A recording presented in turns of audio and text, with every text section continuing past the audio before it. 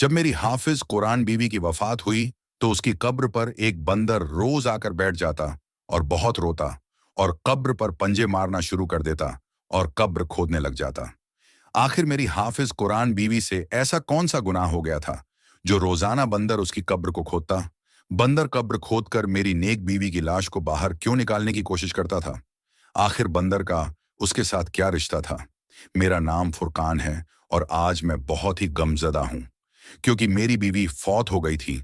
उसे अचानक दिल का दौरा पड़ गया था। तमाम खानदान वाले अचानक वफात की खबर सुनकर बहुत हैरान थे क्योंकि हमारे घर में बड़ा सुकून था और हम मियां बीवी के दरमियान आम शादीशुदा जोड़ों की तरह कभी लड़ाई झगड़ा भी नहीं हुआ था। मगर होनी को कौन टाल सकता है? मेरी हाफिज कुरान बीवी को अचानक ही दिल की बीमारी हो गई और वह अपने मुकर्रर वक्त पर चली गई। मेरे बच्चे सदमे की हालत में बुरी तरह रो रहे थे और खानदान वाले उनको संभाल रहे थे। मैं मर्दों के दरमियान गमजदा सा बैठा हुआ था। मेरा दिमाग बिल्कुल बंद हो चुका था। मुझे सोच सोच कर फिक्र हो रही थी कि अब मेरे घर का क्या बनेगा। मैं अपनी बीवी के बगैर कैसे जिंदगी गुजरूंगा। सबसे बढ़कर मेरी बेटी और बेटा बहुत छोटे थे। अब मेरे बच्चों को मां जैसा प्यार कोई नहीं दे सकता था। मेरी बीवी के गुस्ल और कफन का इंतजाम करने के बाद घर वालों ने मुझे अंदर बुलाया ताकि मैं जनाजा उठाने से पहले अपनी बीवी को आखिरी बार देख लूं। मैं अंदर गया तो बीवी को देखकर मेरा दिल बैठने लगा था। मैं मर्द था मगर फिर भी फूट फूट कर रो दिया। मैं अपनी बीवी से बहुत मोहब्बत करता था और वह बहुत ही नेक औरत थी। अपनी बीवी को आखिरी बार रुखसत करना मेरे लिए बहुत अजियतनाक था, मगर मैंने इस गम को भी बर्दाश्त कर लिया और जनाजे को कंधा देकर कब्रिस्तान की तरफ बढ़ा। बीवी की आखिरी रस्म के बाद मैं घर पहुंचा तो पता चला कि मेरी छोटी बेटी की तबीयत बहुत खराब हो रही है। वह अपनी मां से बहुत करीब थी, इसलिए यह सब बर्दाश्त नहीं कर पा रही थी। वह 4 साल की बच्ची थी। मैं अपना दुख भुलाकर बेटी को संभालने लगा, मगर उसका बुखार बहुत ज्यादा बढ़ चुका था। अभी दिन का वक्त था, इसलिए मैं बेटी को लेकर अस्पताल पहुंच गया। डॉक्टर्स ने बहुत मुश्किल से उसका बुखार कम किया। अस्पताल में शाम से रात हो गई। बच्ची को घर लाया तो वह मेरा साथ नहीं छोड़ रही थी। उसे संभालने के चक्कर में मैं अपनी बीवी की कब्र पर 2 दिन नहीं जा सका और दूसरा दिन भी यूं ही गुजर गया। 2 दिन बाद मेरी बेटी की तबीयत ठीक हुई तो मैंने दिन में उसको सुला दिया और खुद बीवी की कब्र पर पहुंच गया। मैं जैसे ही कब्र पर पहुंचा, मुझे देखकर कब्र पर मौजूद बंदर रोने लगा और हाथ जोड़कर दुआएं मांगने लगा। फिर अचानक मेरी बीवी की कब्र को पंजे मारने लगा। मैंने उस बंदर को भगाने की कोशिश की, मगर वह बंदर उधर बैठा मुसलसल रो रहा था। फिर मैंने बड़ी मुश्किल से उस बंदर को वहां से भगाया। उसके बाद मैं बीवी की कब्र पर फातिहा पढ़ने लगा और कुछ देर बाद उठकर घर चला गया। घर में अब भी मेहमान भी मौजूद थे। मेरे बहन भाई भी मेरे घर में रह रहे थे और कुछ लोग ताजियत के लिए आ रहे थे। और मैं सोच रहा था कि अब रोज बीवी की कब्र पर 1 घंटे के लिए जरूर जाता रहूंगा। मगर मैं जब भी कब्र पर जाता तो वह बंदर मेरी बीवी की कब्र पर बैठकर रो रहा होता और हाथ उठाकर दुआएं मांगता। लेकिन मैं उसे वहां से किसी भी तरह भगा देता था। मगर मुझे यह बात परेशान करने लगी थी। मैं घबराहट का शिकार होने लगा था कि ना जाने मेरे जाने के बाद मेरी बीवी की कब्र के साथ यह बंदर क्या करता होगा और आखिर मेरी बीवी से इस बंदर का रिश्ता क्या है। मेरी बीवी की कब्र भी अभी कच्ची थी, लेकिन अब मुझे यही बात परेशान कर रही थी कि कच्ची कब्र को वह बंदर खोदने ना लग जाए। मैं घर जाने से पहले भी बार बार उस बंदर को वहां से दूर भगाता था और जब घर रहता तब भी मुझे अपनी बीवी की कब्र की फिक्र सताती रहती थी। मैंने जिंदगी में कभी किसी बंदर को ऐसे कब्र की खुदाई करते हुए नहीं देखा था। मेरी बीवी की कब्र बहुत अच्छी बनी हुई थी और कब्र की खुदाई में भी कोई मसला नहीं था। फिर ना जाने क्यों वह बंदर मेरी बीवी की कब्र पर हर वक्त घूमता रहता। कुछ दिन बाद घर से मेहमान रुखसत हो गए तो हमारे घर की रूटीन मामूल पर आ गई। मेरी बीवी की कमी हम तीनों को बहुत शिद्दत से महसूस होने लगी थी। मेरे बच्चे मां को याद करके रो पड़ते थे। मैंने अपनी मुलाजमत पर जाना शुरू कर दिया तो घर पर अकेले बच्चों का रहना मुश्किल हो जाएगा। मैंने घर पर एक मुलाजिम रख ली। वह औरत मेरी मरहूम बीवी के गांव की रहने वाली थी और वह बेवा बे औलाद थी, इसलिए उसको मैंने अपने बच्चों का ख्याल रखने के लिए घर में रख लिया। वह बच्चों को बहुत प्यार से संभालती थी। बच्चे उसकी वजह से कुछ नॉर्मल होने लगे तो मैं भी मुतमिन हो गया। मैंने बीवी की कब्र पर जाने का मामूल बना लिया और फुर्सत से वहां जाता और काफी देर बैठकर वहां तिलावत करता रहता।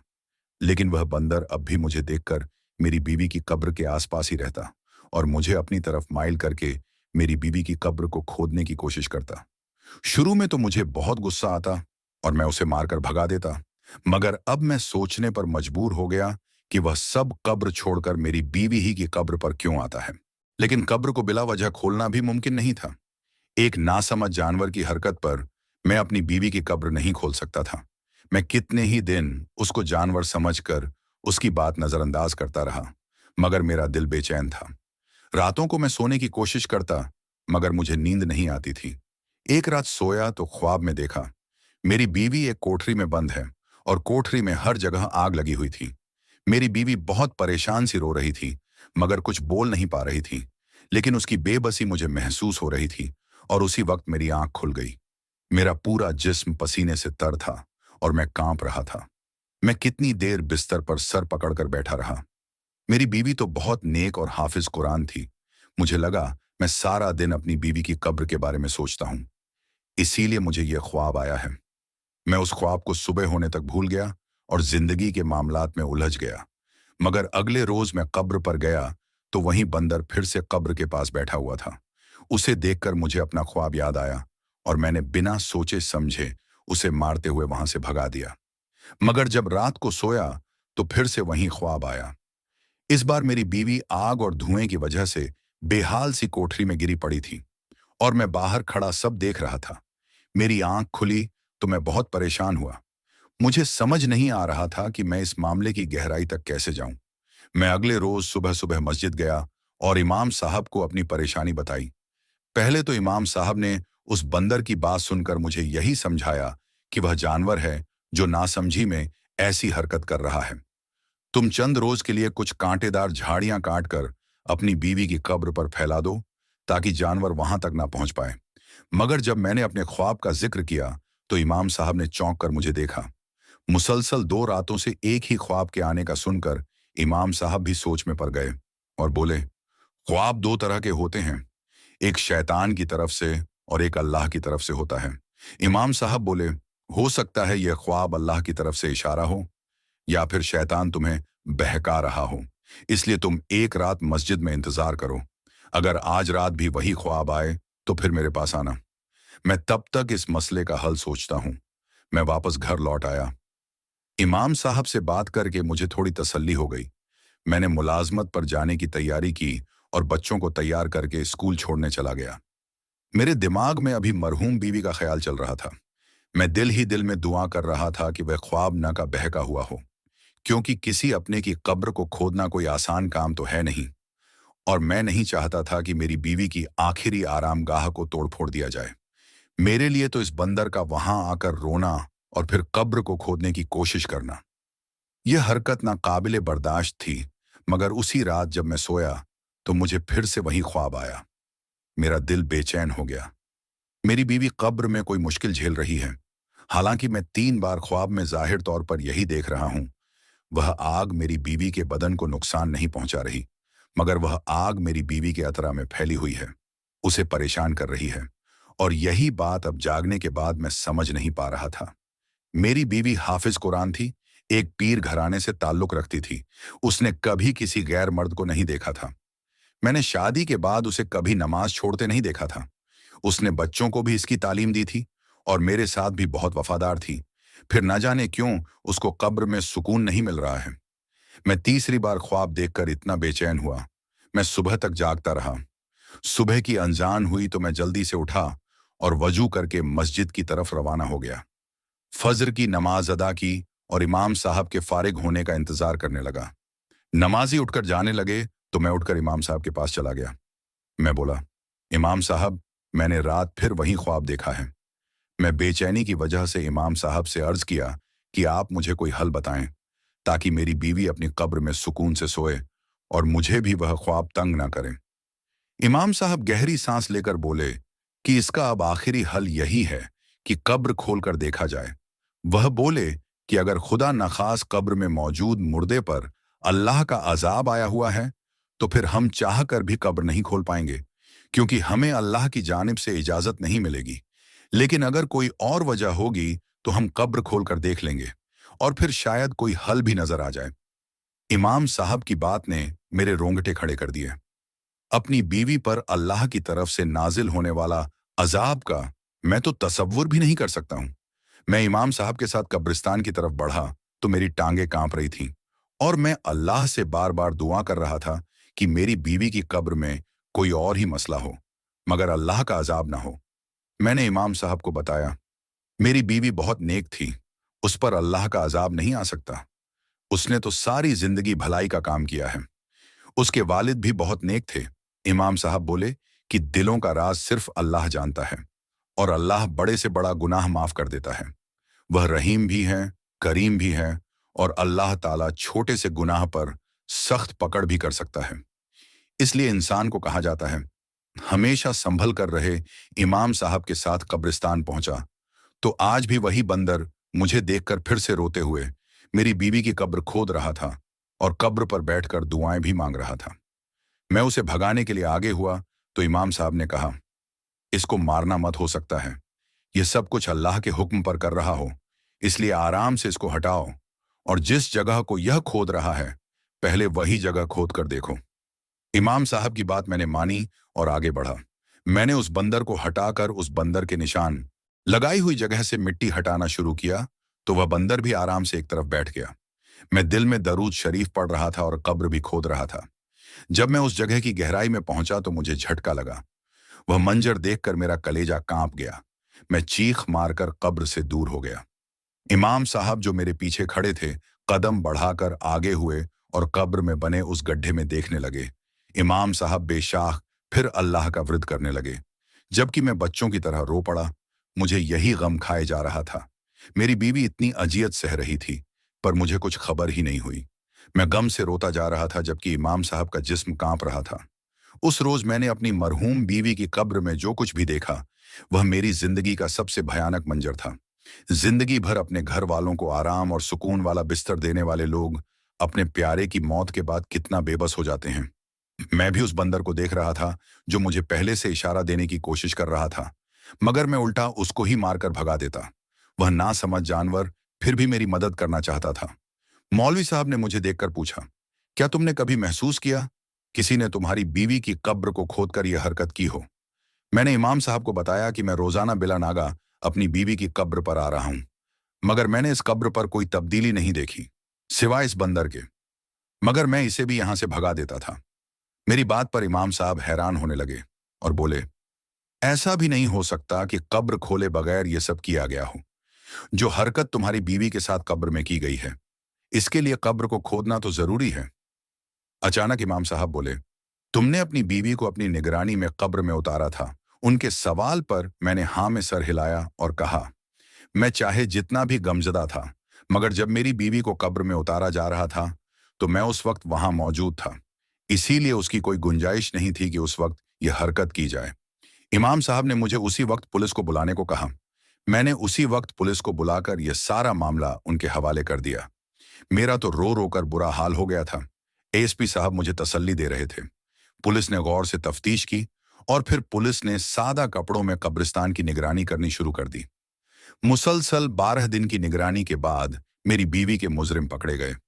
उस रोज कुछ मर्द रात एक औरत का जनाजा लेकर आए तो उसी रात उस औरत की कब्र को भी कुछ लोगों ने खोदना शुरू कर दिया जो पुलिस कब्रिस्तान में छुपी हुई थी। उन्होंने उन 2 लोगों को पकड़ लिया और पुलिस वालों ने मुझे तसल्ली दी कि अब कब्रिस्तान में कोई ऐसी वैसी हरकत नहीं होगी, मगर मुझे फिर भी सुकून नहीं आ रहा था और मैं बिला नागा रोज अपनी बीवी की कब्र पर जाता, उसे अच्छी तरह से देखता और पूरी कब्र को टटोलता, कहीं दोबारा उसके साथ वैसी हरकत ना हो जाए। मेरे अंदर का खौफ खत्म नहीं हो रहा था। मुझे हर वक्त वहम सताने लगा कि कहीं दोबारा से मेरी बीवी की कब्र कोई खोदने ना लगे। मैंने दोस्तों से भी यह बात की और बोला कि जैसे हम जिंदा लोगों के ठिकानों पर किसी न किसी को निगरानी के लिए चौकीदार के तौर पर मामूर करते हैं, इसी तरह कब्रिस्तान के बाहर भी किसी को मौजूद होना चाहिए ताकि मरे हुए लोग जो खुद बेबस होते हैं कोई उनके साथ कुछ गलत हरकत ना करें। मेरे दोस्त मेरी बात को समझते हुए मेरी यहां में सर हिलाते रहे, मगर मैं जानता था किसी को मुझसे इत्तेफाक नहीं था। लोगों को लगता था कि मरे हुए इंसान अल्लाह के हवाले हो जाते हैं, इसलिए उनकी निगरानी की जिम्मेदारी हम पर नहीं होती। शायद सच यही था, मगर अब जो हालात पैदा कर दिए गए थे, इस पर मुझे तो यही लगता था कि हमें कब्र की भी हिफाजत करनी चाहिए। मेरी हालत दिन ब दिन बिगड़ती जा रही थी। मैंने एक रोज अपने घर में काम करने वाली बूढ़ी मुलाजिम से भी पूछ लिया, क्या आपने कभी कब्रों के बारे में यह बात सुनी है कि उनमें कोई पुतले खून आलू रखे हुए हो या कुछ ऐसा जिसे देखकर इंसान ही डर जाए? मेरे इस अजीब सवाल पर वह बूढ़ी हैरान हो गई थी और वह खौफ की वजह से तौबा करते हुए बोली, यह आप क्या बोल रहे हैं बेटा? मैंने तो ऐसा कभी नहीं सुना। कब्र में भला कौन इंसान हाथ डाल सकता है? उस औरत की सादा सी बात पर मैं भी चुप होकर रह गया। मैं जानता था कोई भी मेरी बात पर यकीन नहीं करेगा। आम हालात में मैं भी इस बात को मजाक समझता था, मगर अब मैं जानता था ऐसा वाकई होता है, क्योंकि मैंने अपनी बीवी की कब्र में निहायत छोटे छोटे 2-3 पुतले देखे जिन पर खून लगा हुआ था और बड़ी बड़ी सुइयां छुपी हुई थीं। न जाने वे पुतले मेरी बीवी की कब्र में उन 2 मुजरिमों ने क्यों रखे थे, मगर उन पुतलों की वजह से मेरी बीवी अपनी कब्र में बेचैन पड़ी हुई थी। मैंने इमाम साहब की मदद से वह पुतले तो निकाल लिए, मगर मेरे अंदर की बेचैनी खत्म नहीं हो रही थी। मुझे रह रहकर यही अफसोस हो रहा था, अगर वह बंदर कब्र खोदने की कोशिश ना करता और मुझे इशारा ना देता, तो शायद मैं कभी ना समझ सकता। और अगर मुझे ख्वाब ना आता, तो मैं शायद कभी कब्र को खोलने की हिम्मत ना कर पाता। कब्र का वह मंजर मेरे लिए इतना अजियतनाक था कि मैं काम में अपना दिमाग जितना भी लगाने की कोशिश करता, मगर मेरी आंखों से वह भयानक मंजर नहीं जा रहा था जो मैंने बीवी की कब्र खोदते हुए देखा था। मेरी बेचैनी हद से ज्यादा बढ़ गई। मैं फिर से इमाम साहब के पास गया। इमाम साहब ने नरमी से मुझसे पूछा, क्या हुआ सब? खैर तो है ना? तुम परेशान क्यों लग रहे हो? उन्हें लगा था मैं फिर से किसी परेशानी का शिकार हो गया हूं।